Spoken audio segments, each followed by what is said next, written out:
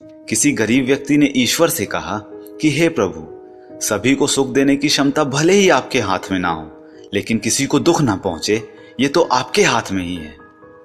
किसी के कहने से यदि अच्छा या बुरा होने लगे तो ये संसार या तो स्वर्ग बन जाए या पूरी तरह से नर्क। इसलिए ये ध्यान मत दीजिए कि कौन क्या कहता है, बस वो करिए जो अच्छा है और सच्चा है। वक्त के भी क्या अजीब किस्से हैं, किसी का कटता नहीं और किसी के पास होता नहीं।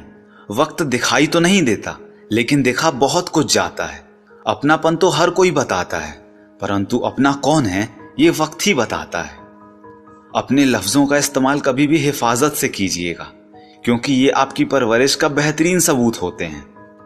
एक अच्छा रिश्ता हमेशा हवा की तरह होना चाहिए, खामोश मगर आसपास। कड़वी मगर सच्ची बात है कि जब खुद को चोट लगती है, दूसरों की चोट भी तभी दिखाई देती है। रिश्तों की खूबसूरती कुछ इस कदर है कि जैसे पत्थर तभी तक सलामत है जब तक वो पर्वत से जुड़ा है, पत्ता तभी तक सलामत है जब तक कि वो पेड़ से जुड़ा है, इंसान भी तभी तक सलामत है जब तक कि वो परिवार से जुड़ा है। क्योंकि परिवार से अलग होकर आजादी तो मिल जाती है, लेकिन संस्कार चले जाते हैं। आप अकेले बोल तो सकते हैं, लेकिन बात नहीं कर सकते। आप अकेले आनंदित तो हो सकते हैं, लेकिन उत्सव नहीं मना सकते। अकेले आप मुस्कुरा भी सकते हैं, लेकिन हर्षोल्लास नहीं मना सकते। हम सब एक दूसरे के बिना कुछ भी नहीं हैं। यही रिश्तों की खूबसूरती है। करीब इतना रहिए कि सब रिश्तों में प्यार रहे, दूर भी इतना रहिए कि आने का इंतजार रहे। रखिए उम्मीद रिश्तों के दरमियान इतना कि टूट जाए उम्मीद मगर रिश्ते बरकरार रहें। याद रखिएगा कि सख्त हाथों से भी टूट जाती हैं कभी उंगलियां, रिश्ते जोर से नहीं तमीज से थामे जाते हैं। छोटी सी मछली पानी के उल्टे बहाव में भी आगे निकल जाती है, जबकि एक हाथी उसी बहाव में बह जाता है, क्योंकि मछली पानी की शरण में है। ऐसे ही जो प्रभु की शरण में है वो संसार सागर में तैर जाता है। ना किस्सों में और ना किस्तों में जिंदगी की खूबसूरती है रिश्तों में, इसलिए इन्हें बनाए रखें। जिंदगी एक अभिलाषा है, क्या गजब इसकी परिभाषा है। जिंदगी क्या है मत पूछिए, संवर गई तो तकदीर और बिखर गई तो तमाशा है। यदि आप सुख चाहते हैं तो रात में जागना नहीं, शांति चाहते हैं तो दिन में सोना नहीं, सम्मान चाहते हैं तो व्यर्थ बोलना नहीं, और प्यार चाहते हैं तो अपनों को कभी छोड़ना नहीं। जो पानी से नहाएगा वो सिर्फ लिबास बदल सकता है, लेकिन जो पसीने से नहाएगा वो इतिहास बदल सकता है। किसी व्यक्ति ने क्या खूबसूरत बात लिखी है कि क्रोध का मतलब है दूसरों की गलतियों की सजा स्वयं को देना। क्रोध हवा का वह झोंका है जो बुद्धि के दीपक को बुझा देता है। क्रोध समस्या का समाधान नहीं है, बल्कि क्रोध स्वयं एक बड़ी समस्या है।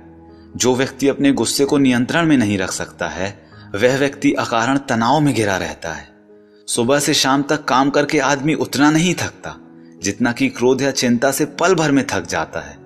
यदि आपको कोई क्रोध दिलाने में सफल हो जाए तो मान लीजिए कि आप उसके हाथ की कठपुतली हैं। आपकी मुस्कुराहट आपके चेहरे पर ईश्वर का हस्ताक्षर है।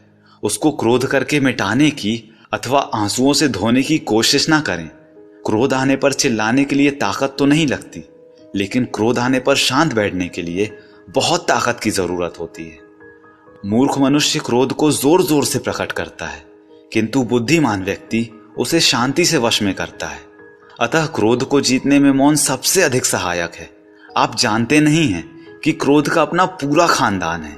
क्रोध की एक लाडली बहन है जिद, क्रोध की पत्नी है हिंसा, क्रोध का बड़ा भाई है अहंकार, क्रोध का बाप जिससे वह डरता है भय, क्रोध की बेटियां हैं निंदा और चुगली, क्रोध का बेटा है बैर। इस खानदान की नकचड़ी बहू भी है ईर्ष्या, क्रोध की पोती है घृणा, इसकी मां भी है उपेक्षा।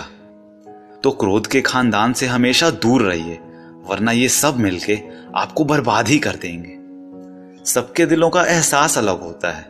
इस दुनिया में सबका व्यवहार अलग होता है। आंखें तो सबकी एक ही जैसी होती हैं, पर सबका देखने का अंदाज अलग होता है। अगर ऐसा है तो इस वीडियो को लाइक कीजिए, अपने दोस्तों के साथ और भाई बहनों के साथ इस वीडियो को शेयर कीजिए, क्योंकि अच्छा बांटेंगे तभी तो अच्छा काटेंगे।